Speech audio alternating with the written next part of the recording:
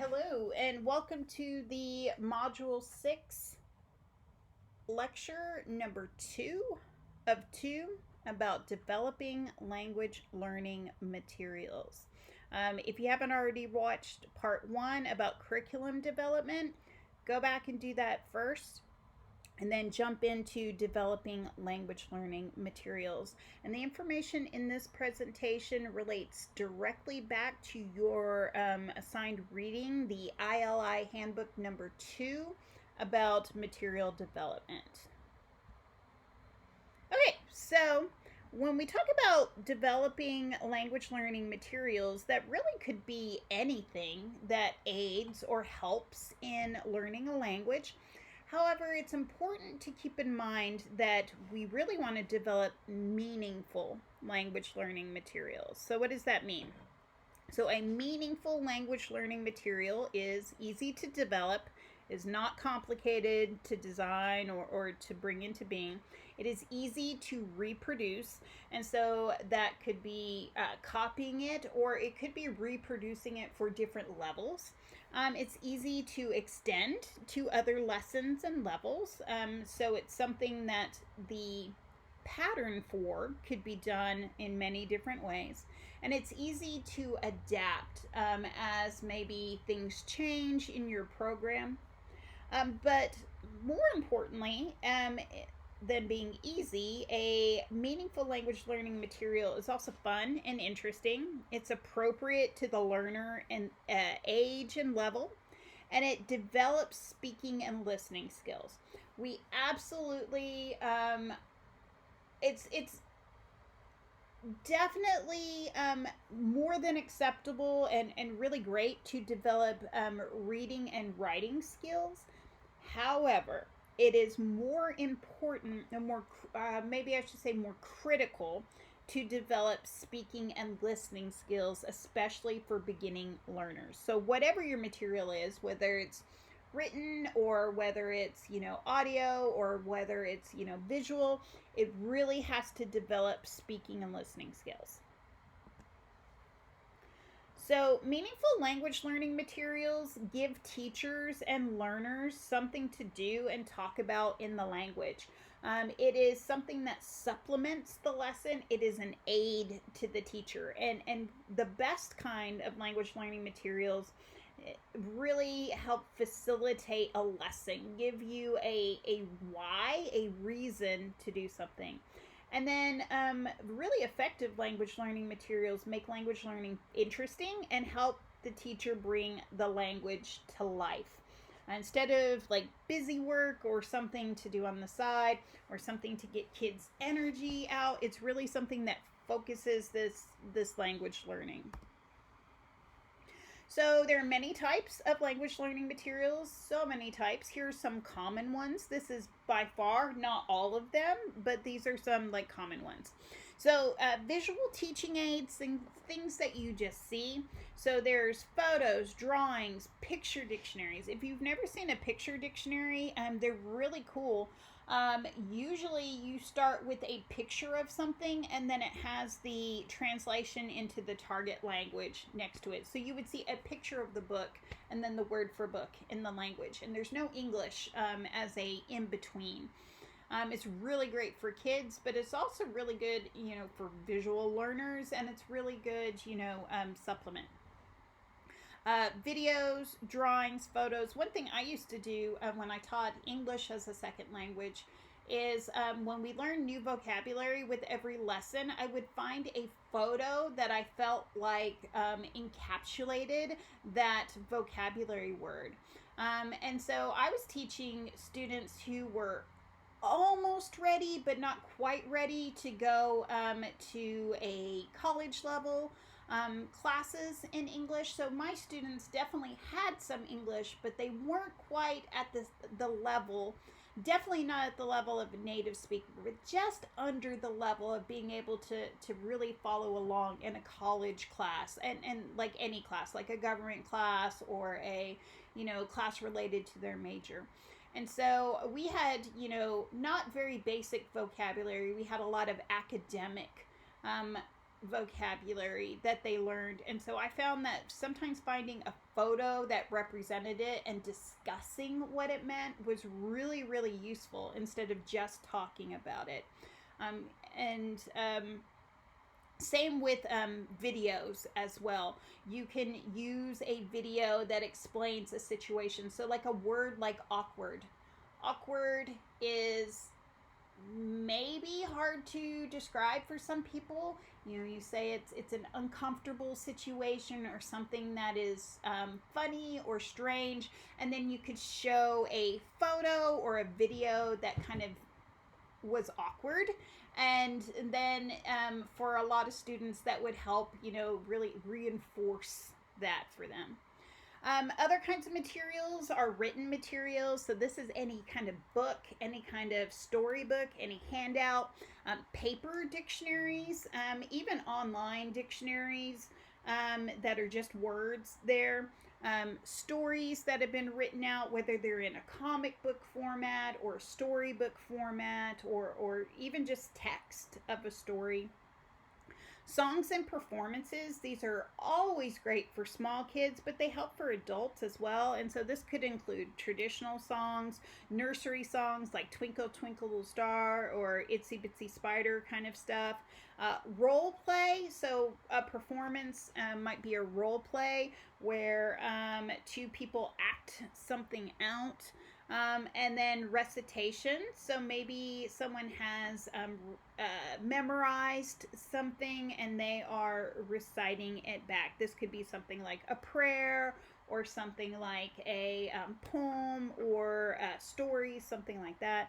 And then my favorite kind of language learning materials are language games. So these could be traditional games. These could be original games that the teacher makes up. These could be adapted games, so something like that already exists, like Uno or Bingo, and you're adapting it for your classroom. These could be digital games that you do online. I've seen online some apps that have like matching games, things like that. So, some things to keep in mind when you talk about language learning materials are who are our learners and what are their strengths? So, what do our learners already know how to do? What are they good at? And what is like at their level? What is beyond their level? What are the goals of our language curriculum? So, does this material align with those goals, with those educational goals, with those program goals, with our curriculum philosophy, or is this material kind of outside of that? What resources are available? So, does your language have a dictionary? Do you have audio recordings? Do you have materials that other people have made? Do you have storybooks? Because why reinvent the wheel if there's already materials out there, and take advantage of the materials that someone has worked very hard on to create. What is the best use of teaching aids within the framework of this lesson? So, for example, is it better for us to play a game? Is it better for us to use some kind of visual aid? Can we use both at different times to enforce different parts of our lesson? Another thing is like, what is the focus? Are we focusing on oral language, so speaking, or are we and listening, or are we trying to do written language? Are we trying to write and read, or are we trying to do all of it? If so, you're going to use different materials if you're really focusing on one thing or another. What good is a worksheet where you have to do like a word find if you're not practicing spelling in the language, right? What skills are we targeting for this lesson? Like for this individual lesson, what are we trying to learn, and how will this material help us learn it? And then what objectives do we expect the students to reach at the end of this lesson? So like that goes back to our goals. What is our educational goal? What is our objective for this individual lesson? And will this material or this activity bring our students closer to the objective? I mean, it's great to have a storybook about anything, but does that storybook help us meet our objective for this lesson? And if not, then we need to use that book for something else, and we need to find a material for this specific lesson. So, a lot of endangered languages have really borrowed or adapted existing materials. For example, using ESL lessons or French language lessons or Spanish language lessons, and really just translating them and adapting them to their own purposes. So, this definitely works. However, there are some things to keep in mind. How can the adapted materials and activities reflect the cultural values and experiences of our learners? If we are using a material that is an English theme material, how can we adapt it to make it cultural for us? So maybe we change the pictures that are used, maybe we change the foods that are mentioned in the lesson. Maybe we locate the lesson in a place that's important for our community. And so you can adapt things, but it's really important to make sure it's still relevant to our learners. Another thing to keep in mind is how will adapted materials fit into our curriculum? Does this really fit our educational goals, or are we kind of like forcing it to fit? If we're forcing it to fit, it might be better just to develop our own. But if it does fit, then let's absolutely use it or change it in any way we need to. Another thing to keep in mind is what will it take to adapt these materials? If you found a great set of storybooks that you want to translate, is that doable? Do we have enough language to be able to translate the whole storybook? If not, what do we need to change? Are we going to change the photos or the pictures in the book? What other things do we need to do? Another thing to keep in mind is what do the adapted materials teach? For example, if we're teaching, if it's something just like greetings and or something like numbers or colors, maybe this is very easily adapted from another language. If the materials teach something that is outside of our culture or something that is doesn't really align, then maybe it's not a very good material. For example, maybe colors don't align exactly the same in our endangered language as they do in the language of the materials we're adapting. So maybe that's something that's not a great fit for us. And then finally, are there any copyright concerns with adapting these materials? So, for example, if you're trying to adapt like Disney characters, maybe there's a Disney storybook and you're just going to cut out the English and put in your endangered language, that could be a copyright issue, right? And so it's important to keep that in mind. There's so many like free and open source materials out there that with some looking and staying away from major brands, you shouldn't have a problem. Visual teaching aids. So let's talk about some of these visual teaching aids. Something that's really, really big in visual teaching aids is something called realia. And I think of realia as reality. So this is using real objects in language teaching.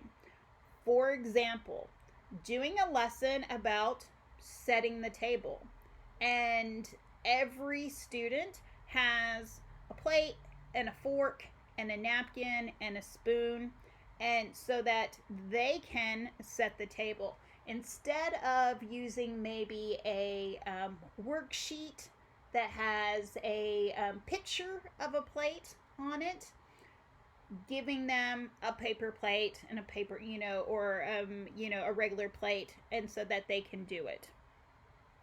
Another example of realia would be when I was teaching food in my French classes. I had plastic kids play food of those different things. So I could hold up a banana and say la banane, and they knew it was a banana. I could hold up an apple, a little plastic apple, and say la pomme, and they understood that it was an apple, etc., etc. So that would be using realia. Same thing if you were teaching colors. Maybe you have something, some object, some real everyday object that is that color. So maybe you have a red shirt and you teach them the color red, and then you have a blue pair of shorts, and then you have a orange ball, for example. So a picture library is a really good alternative for realia if you're kind of limited in the real things that you can have. Having a really good library of different photos that can illustrate vocabulary is extremely useful. I gave the example that in my class, when I taught ESL, when we had new vocabulary, I had a picture of it. And I ended up putting all those pictures in a folder on my computer. And by the end of the time I was a teacher, I had thousands of pictures that we would use. And so some were pictures of people's faces that were happy or sad, picture of a tall person next to a short person. So I could, teach them he is tall, he is short. Things like that. Picture of someone with blonde hair next to someone with dark hair, etc. So we could talk about hair colors.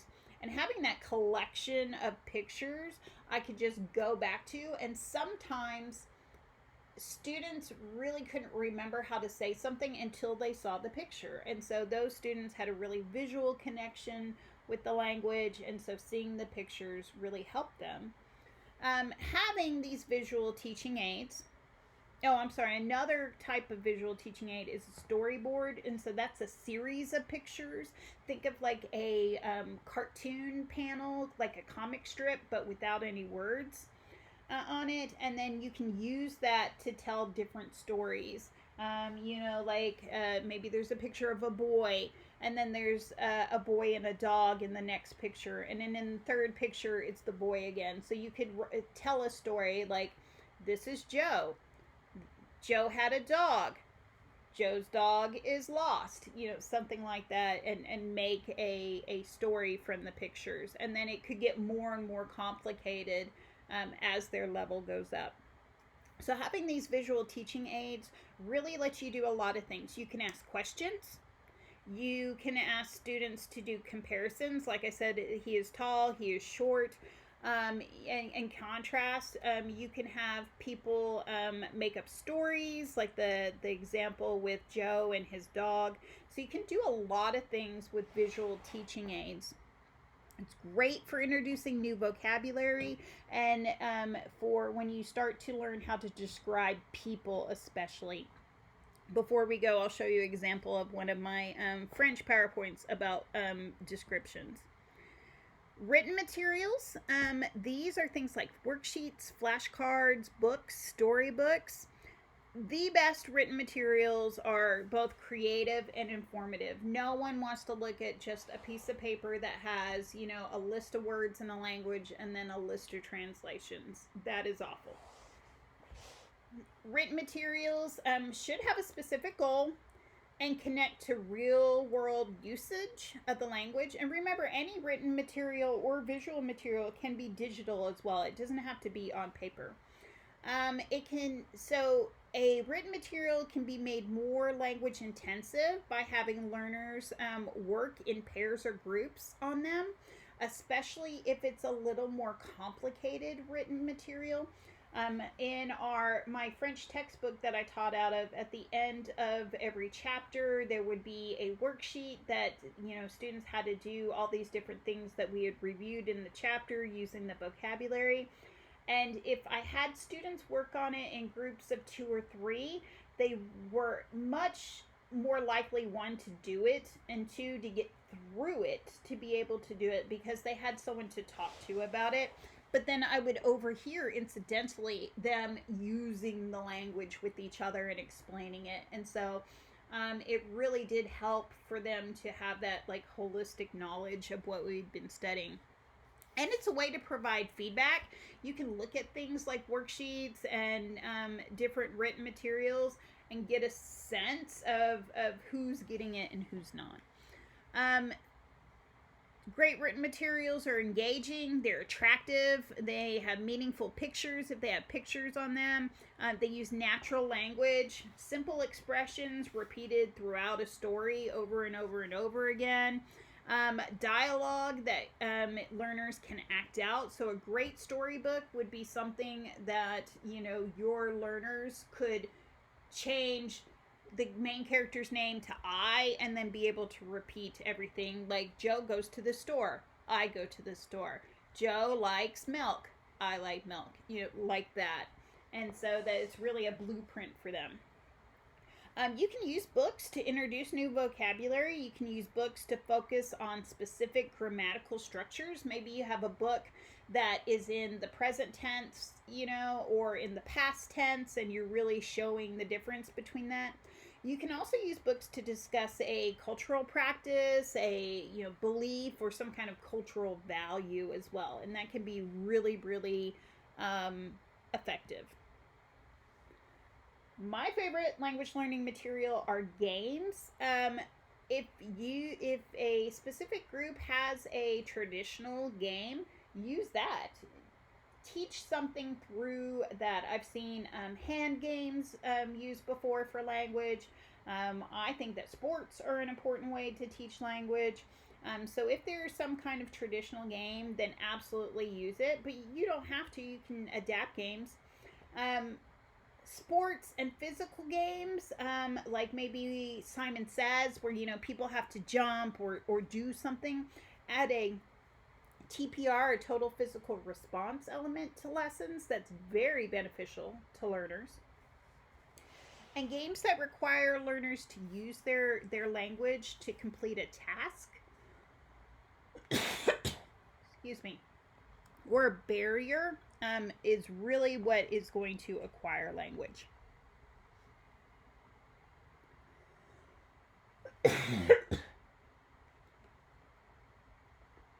So finally, when it comes to songs and performances, traditional songs or drumming or musical instruments are excellent ways to teach language.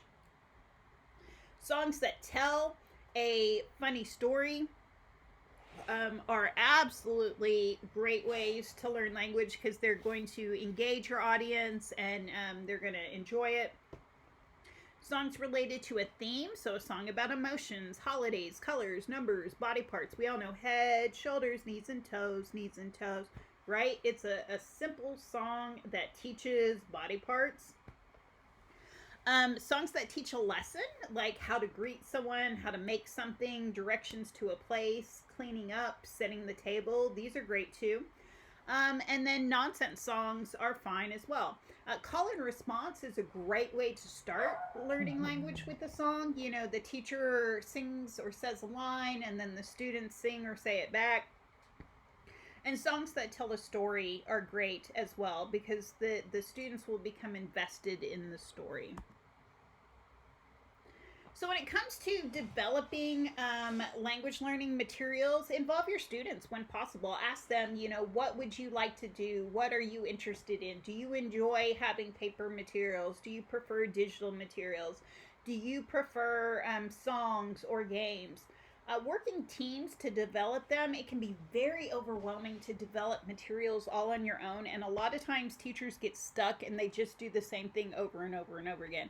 By working with others or sharing your materials and allowing others to use it can let them adapt them.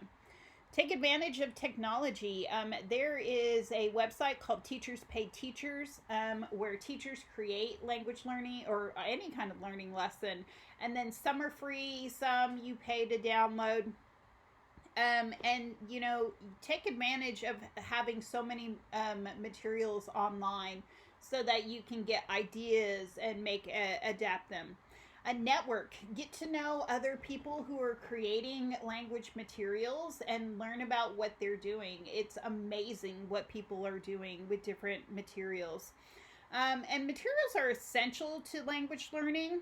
It is the substance from which your curriculum is made. So our curriculum are, we have these educational goals and our program goals, the steps 1, 2, 3, how we're going to get to those goals. But then when you say, okay, with step 1, how are we going to teach step 1? It's through your materials. How are we going to teach step 2? It's through your materials. That you teach those little things, those objectives that end up becoming your program goals, that end up becoming your educational goals. So materials are the tiny steps that get you to your big thing. And then, as I said, I would show you a example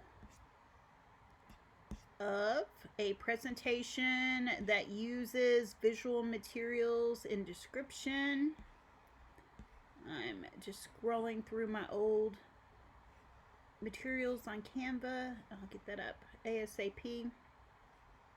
So for your Unit 6 writing assignment, your third of these case studies, you're going to find some language learning material. It can be a visual material, a written material, and you are going to first describe it in 1 to 2 paragraphs, and then 2 give your opinion about it in the 1 to 2 paragraphs, so that you're telling us what it is, and then kind of saying if you think it is effective, if you don't think it's effective, and why, how you would improve it.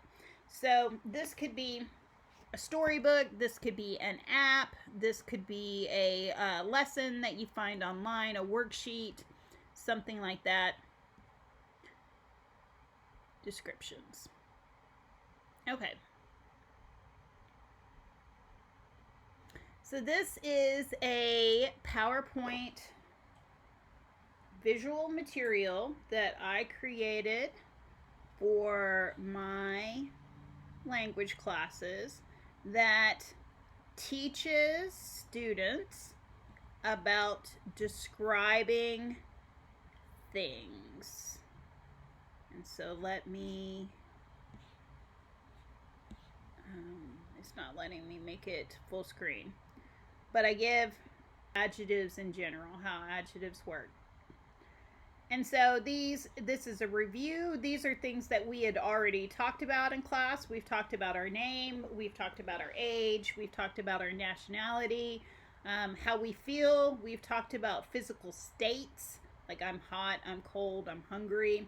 And then we've talked about physical descriptions, like he is tall, she is blonde, things like this. And so here, this is where I've set the stage. I have told them what we're going to do, and then I have let them review what we've done before, and I would do something like ask the class, what is your name, to a couple people. I'd ask 1 or 2 people, what is your age. I'd ask someone what their nationality is. If I knew I had someone in the class who was not American, like an exchange student or something, I would have them say their nationality for a contrast, and then I would have someone describe me or someone else in the class, and then go on to our new lesson. So here I'm setting them up that we're going to talk about colors, and then I use a image to describe the color. In French, there is 2 ways for any adjective, a masculine and a feminine form. And so by showing both forms, whether I talk about it or not, they are learning a little bit about the grammar, that there's more than one way. And eventually someone would ask, why are there 2 ways? Now, we've already talked about other ways of describing people or things, so they should know this. But even when the masculine and the feminine form are the same, I put them both there, so that, to reinforce. And so this is colors. We talked about light and dark. Then we have another visual teaching aid where they watch a video about colors in French, where this person walks around the street of Paris and asks people about different colors. And then we have some questions where I ask, what color is it? And then I show them it is, and they know it's a bird. I tell them it's a bird here, and then they have to tell me what color. And so, what color is it? It is red. What color is it? It is purple. And I have the object here so they know if they need to use the masculine form or the feminine form. And again, this is really based on, even though it's written, it's really based on these visual cues to tell them.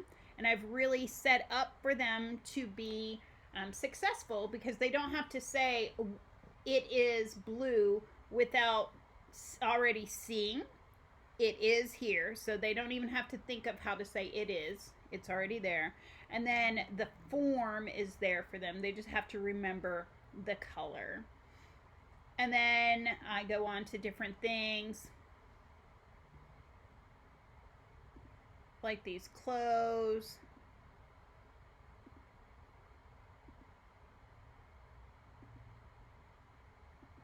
And here I'm trying to get them to say light blue versus dark blue.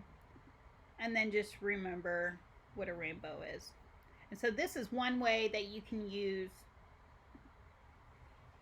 written and visual material in a language lesson. Okay, so make sure you watch both Lecture 1 and Lecture 2. For Module 6, you're going to find some kind of language learning material for your written description, and your Module 6 quiz is going to be over the information in these 2 PowerPoints. All right, thanks. See you next time. Bye.